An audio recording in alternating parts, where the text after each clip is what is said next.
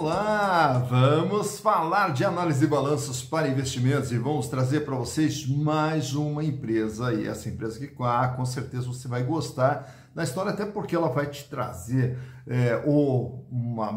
as experiências do passado, as memórias do passado, enfim, e naturalmente para quem tem um pouco mais de idade, né, aí vai se deliciar ainda mais com essa história. Estamos falando aqui da maior fábrica de brinquedos aqui do Brasil. Estamos falando aqui da Manufatura de Brinquedos Estrela S.A. E a Estrela, que já passou pelo nosso canal anteriormente, estamos aqui atualizando as informações para saber como que está a situação da Estrela hoje. Naturalmente que com base no balanço do dia 30 de setembro, que são as últimas informações apresentadas pela empresa. Os balanços agora do dia 31 de dezembro, eles têm uma previsão de saída para o decorrer de fevereiro, março, é quando teremos as informações de 31 de dezembro. Então hoje as últimas informações são essas que eu vou apresentar para vocês. E a Manufatura de Brinquedos Estrela foi uma indicação de um dos nossos inscritos, do meu amigo Henri Vinil. Ô Henri, que bom ter você conosco. Muito obrigado pela sua participação, muito obrigado pela sugestão, um prazer poder lhe atender. É um prazer poder atender a todos vocês. E para tanto é muito fácil, basta entrar aqui, ó, canal Silas Degraf, e manda a sua sugestão.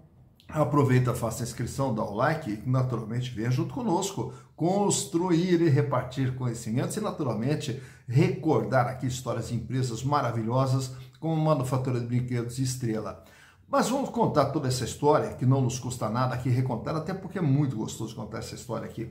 Lá em 1937, Siegfried Adler, ele começa a fabricação de bonecas de pano, lá em 1937, bonecas de pano, e os brinquedos na época eram brinquedos feitos de madeira, né? Os carrinhos de madeira, todos aqueles brinquedinhos de madeira, e tudo feito lá pelo Siegfried Adler, que cria a Estrela nessa época ali.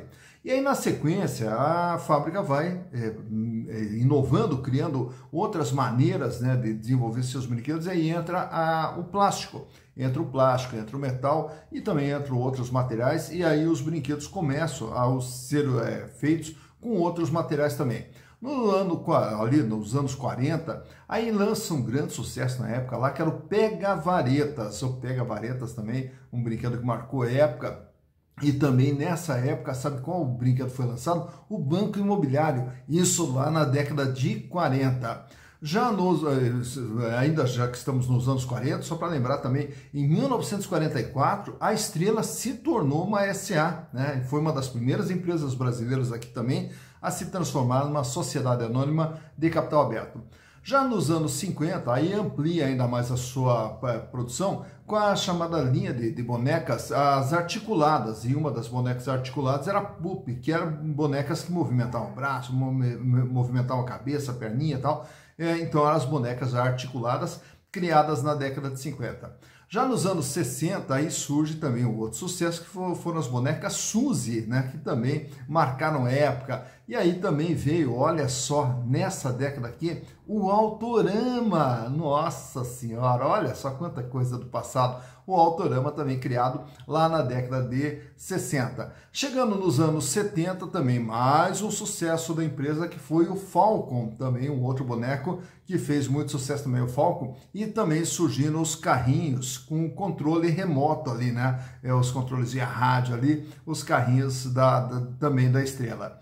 Já nos anos 80, também um outro produto que fez muito, mas muito sucesso, que foram os primeiros brinquedos eletrônicos, que eram os Gênios, né? Então, os Gênios também foi um grande sucesso nos anos 80, e aí vem uma série de outras bonecas que foram sendo lançadas, sempre temáticas ali, com aquilo que estava na moda na época ali, então foram lançadas. E isso tudo até a década de 80 ali, então a Estrela vinha numa crescente. Porém, ao entrar nos anos 90, nós tivemos a abertura de mercado. E quando veio a abertura de mercado lá no governo Collor, aí começaram a vir os brinquedos importados. E aí a Estrela começou a sentir que a coisa ia ficar um pouco mais complicada, até pelo fato dos brinquedos importados irem com um preço muito mais baixo do que os brinquedos nacionais. Tá? Bom, e aí começaram então as dificuldades da Estrela. E nessa época a Estrela era comandada pelo Mário Adler. E aí a Estrela já começou a ter problemas de caixa, já começou a ter problemas de endividamento e principalmente questão tributária, e ela tinha um executivo que trabalhava para ela, que era justamente o Carlos Tilkian. O Carlos Tilken, ele era um executivo ali da empresa, e aí o Mário Adler, já desgostoso com a empresa, e aí até de repente preparando a empresa para ser vendida para alguém, aí o próprio executivo da empresa, o Carlos Tilken, assume o comando e acaba comprando a Estrela. Ali, justamente, um diretor da empresa comprou a empresa, assumindo tudo aquilo que a empresa tinha. Por quê? Porque ele acreditava que poderia dar a volta por cima. E a partir dali começou com uma série de inovações. Tanto é que nos anos 2000 continuou lançando novos produtos, naturalmente produtos licenciados também, de outras empresas de fora, como a Abro, por exemplo. Então começou a lançar esses produtos. Jogo da Vida, Detetive, os jogos educacionais. Entra nos anos 2010, também lança uma linha de quebra-cabeça ali, quebra-cabeça com mais de 200 peças, diversos brinquedos temáticos, Tartaruga Ninja, Mickey, Minnie, Ursinho, Pooh, né? Então, uma série de brinquedos que eles foram lançando. E aí, nesse processo todo, o Carlos Tilken optou por, claro que mantém as fábricas no Brasil, ainda tem brinquedos feitos no Brasil, mas optou por ir para a China, vai para a China, licencia produtos chineses, né, passam a ser fabricados na China e começam a ser comercializados aqui no Brasil, como todo mundo faz, né? Já que você não pode concorrer com o inimigo, então tem que se unir ao inimigo. Então diversos brinquedos da Estrela hoje são fabricados na China com a marca Estrela e são comercializados. Tudo isso numa tentativa de manter a Estrela viva aqui no Brasil, até porque a Estrela é uma marca que traz muitas recordações, é uma marca muito forte aqui no Brasil e que faz parte da vida de tanta gente. Então, há uma tentativa aí do Carlos Tilken manter a Estrela e que ela reencontre o seu caminho. Mas para entender como que está a situação da Estrela hoje, trazemos para vocês aqui os balanços de 2019, 2020, 2021, 2022 e do terceiro trimestre de 2023. E através dos números vamos entender como que está a Estrela hoje. Então, vamos aos números. Então aqui estamos com as demonstrações contábeis da manufatura de brinquedos Estrela, né, trazendo aqui desde 2019, passando ano a ano, tudo que vem acontecendo com a empresa até o presente momento, até o dia 30 de setembro de 2023, as últimas informações apresentadas pela empresa. Para entendermos o que é a empresa, vamos começar lá pelo ano de 2019. A Estrela tinha dentro do seu patrimônio um total de 205 milhões de reais. Isso aí, quer dizer, se fôssemos medir aqui o tamanho da empresa, 205 milhões de reais. Ela tem uma imobilização de 21 milhões de reais, que é máquinas, equipamentos, sua fábrica, instalações, ferramentas, acessórios, enfim, toda a sua estrutura física de funcionamento.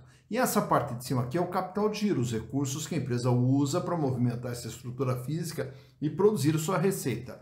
E esse capital de giro totalizava lá em 2019 86 milhões de reais. Nesse ano a empresa fechou com 2.339 mil em dinheiro, caixa, banco, aplicação, 64 milhões em contas a receber e 18 milhões eram os estoques da Estrela lá em 2019. No ano de 2020, a Estrela aumenta seu tamanho, ela vai para 244 milhões de reais, com aumento aqui do capital de giro, 127 milhões de reais. Teve aqui um aumento no volume de dinheiro em caixa de 2 milhões e 300 para 7 milhões. Também tivemos aqui um pequeno aumento no contas a receber, de 64 para 70 milhões. E o estoque de 18, praticamente aqui uma pequena queda, 17 milhões de reais.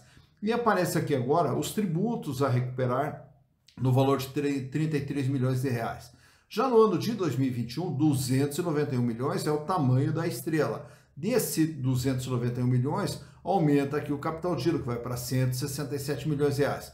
Porém, nesse ano aqui, o que acontece? Olha quanto que a empresa tinha de dinheiro em caixa, 878 mil só, né? Então, um volume bastante baixo de recursos em caixa ali. 82 milhões em contas a receber e os estoques de 30 milhões de reais, que formando aqui os itens principais do capital de giro. Já no ano de 2022, a Estrela recua um pouquinho, ela vem aqui para 278 milhões de reais, diminuindo o capital de giro, que agora é de 145 milhões. O volume de dinheiro em caixa cai para 514 mil, diminui também o contas a receber para 60 milhões, aumentando aqui o estoque para 42 milhões. E chegando agora em setembro de 2023, a empresa é de 292 milhões de reais, sendo que o capital de giro volta a subir para 163 milhões, o caixa 402 mil reais apenas, temos aqui 86 milhões de contas a receber e os estoques de 36 milhões de reais. Bom, o que chama atenção aqui na empresa? Que ela até vem aqui mantendo um comportamento normal, né? 205, 244, 291, 278, 292. Porém, o que chama atenção aqui é que a empresa trabalha praticamente sem dinheiro em caixa, né? Como a gente vai observando aqui. E outro item que também destaca, que podemos destacar aqui, é essa questão do imobilizado, que é de 21, 18, 16, 17, 15, mostrando que não está havendo, né, novos investimentos da empresa para ampliação da produção, para melhorias, etc. A empresa vem trabalhando com aquilo que ela tem. Tá? Olhando agora a parte de passivo, aí nós vamos ver uma situação bem mais complicada da empresa. No ano de 2019, a Estrela fecha com 684 milhões de dívida. Então, olhando agora para cima aqui, o ativo, tudo que a empresa tem, 205 milhões. E ela deve 684 milhões. Então, ela tem uma dívida de 332% de todo o seu patrimônio, o que a leva a um patrimônio líquido negativo de 478 milhões. Quer dizer, para ela zerar, os acionistas, os sócios, teriam que colocar 478 milhões para ela ficar 0 a 0. Por quê? Porque ela vem carregando prejuízos acumulados de exercícios anteriores no valor de 518 milhões de reais. Já no ano de 2020, a dívida sobe mais ainda, para 738 milhões de reais, fechando aqui com 302% e continua aqui os prejuízos acumulados. Em 2021, 789 milhões de reais e os prejuízos acumulados de 557 milhões. Em 2022, 785 milhões de endividamento e o PL é negativo, 507 milhões de reais. O endividamento fecha agora 2023 até setembro com 842 milhões. Então ela tem um patrimônio de 292 e deve 842 milhões de reais. Tá? Aqui, claro que na sequência eu não vou trazer o gráfico de liquidez, mas a liquidez já dá para se observar assim, ó. Se ela tem um capital de giro de 163 milhões, sendo 86 milhões de contas a receber e 36 milhões de estoque, ela deve no curto prazo 743 milhões de reais. Quer dizer, não tem recursos para fazer frente à sua dívida. E dentro aqui dessas outras obrigações, que são a dívida principal dela, aqui nós temos todos os aspectos tributários que foram ficando para trás aí, que a empresa, naturalmente, que vai fazer refis, ou já tem refis para pagamento desses impostos aí a longo prazo. Enfim, e também o quadro aqui de endividamento nem trazemos, porque já dá para observar que a dívida aqui tudo acima de 100%, uma dívida superior ao patrimônio da empresa. Já, como que faz para reverter essa situação? A empresa gerando resultados. Então vamos começar lá pelo ano de 2019, 112 milhões de faturamento, só que ela fatura 112 e fecha com prejuízo de 40 milhões de reais. Por quê? Porque nós temos um custo que absorve 49,80% do faturamento e uma despesa do funcionamento da empresa de 56,1%. Portanto, o resultado operacional é negativo. E aí, o que agrava mais ainda a situação é o resultado financeiro de 34 milhões negativo, que a leva para um prejuízo de 40 milhões. Em 2020, o faturamento sobe para 138 milhões. E aí ela tem uma redução no prejuízo para 15 milhões de reais. Em 2021, o faturamento sobe para 179 milhões e o prejuízo cai para 4 milhões 313. Então, mostrando aqui que nesse período aqui, a empresa veio se esforçando aqui para aumentar o seu faturamento, aumentar suas vendas e pelo menos diminuir o prejuízo. Porém, em 2022, o faturamento permanece estável em 176 milhões e o prejuízo volta lá para casa dos 46 milhões de reais. E por que esse prejuízo voltou? Justamente porque nós temos aqui os agravantes. O aumento de uma despesa operacional e o aumento da despesa financeira pelo alto índice de endividamento da empresa.